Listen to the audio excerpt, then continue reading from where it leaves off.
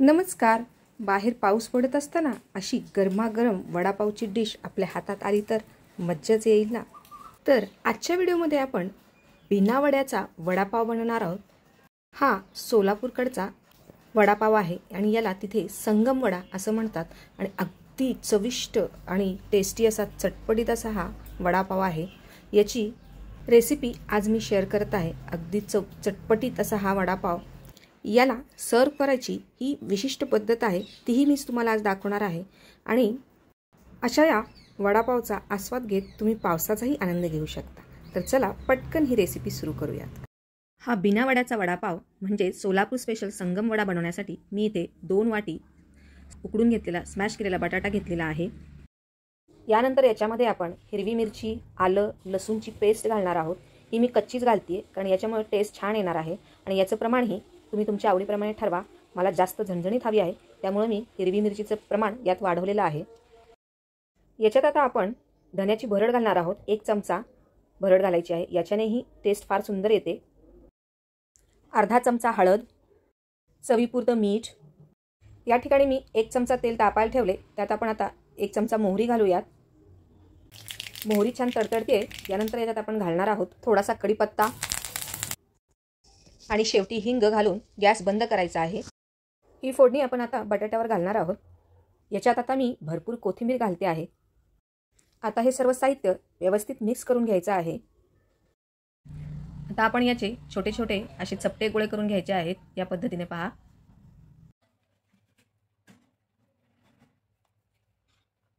संगम वड्याच्या कवरसाठी मी इथे 2 वाटी बेसन घेतलेलं आहे.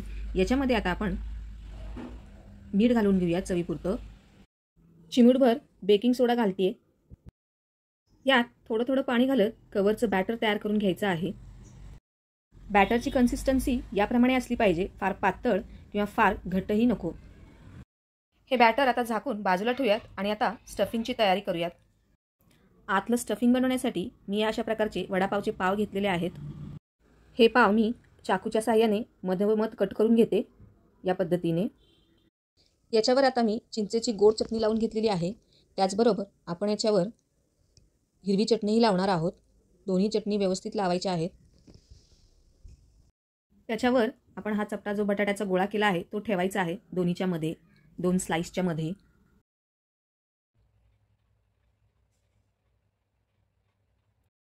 या ठिकाणी मी असे 4 पाव तयार करून घेतलेत. आता पुढची तयारी करूयात. वड्याच्या बॅटरमध्ये हा जो स्टफिंग केलेला पाव आहे तो आता आपण याच्यात घालायचा आहे आणि सर्व बाजूनी बॅटर लावून घ्यायचं आहे.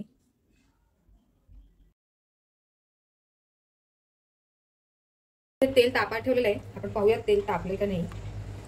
अशा पद्धतीने पटकन वर आलं तर समजायचं कडक तेल तापले. आता आपण गॅस मीडियम करूयात आणि मीडियम गॅसवर हे संगम वडे तळून घेऊया. त्या पद्धतीने मी घालत आहे. वर जे असं कवरला थोडंसं पीठ लागायचं राहते असं आपण वरून सोडणार आहोत. तर वरून असं आपण तेल सोडूया जेणेकरून ते छान फुगेल. एका बाजूने आता पलटून घेऊयात आपण. पहा हे साईडला जे छोटे छोटे गोळे झालेले आहेत हे तर खायला फार छान लागतात. संगम वडा तळून तयार आहे. आता हा कसा सर्व करायचा याची एक विशिष्ट पद्धत आहे. त्या पद्धतीनं आपण आता सर्व करूयात. आता आपण याला सर्व करायचं ते पाहूयात. असा मध्ये मग कट करायचा आहे.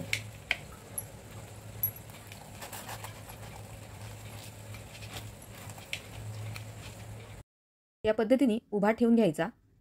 यावर आता बारीक चिरलेला कांदा, थोडीशी कोथिंबीर, बारीक शेव, चिंचगुळाची चटणी आणि शेवटी हिरवी चटणी. याबरोबर झणझणीत अशा तळलेल्या हिरव्या मिरच्या. या ठिकाणी सोलापूर स्पेशल संगम वडा तयार आहे. बरोबर सोलापूर स्पेशल चटणी, ग्रीन चटणी आणि खजूर चिंचेची चटणी बरोबर चुरा. अशा पद्धतीने मी हा सर्व केलेला आहे. या सोलापूर स्पेशल शेंगदाण्याच्या चटणीची व्हिडिओ मी आधीच अपलोड केलेला आहे. त्याची लिंक मी डिस्क्रिप्शन बॉक्समध्ये देत आहे. त्यावर जाऊन तुम्ही ही रेसिपी पाहू शकता.